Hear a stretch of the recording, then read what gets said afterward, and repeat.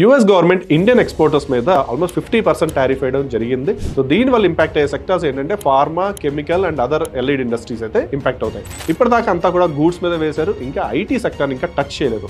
ఒకవేళ IT sector మీద కూడా ఈ టారిఫ్స్ పడితే ఇంకా చాలా ఇంపాక్ట్ పడుతుంది కంపెనీస్ మీద.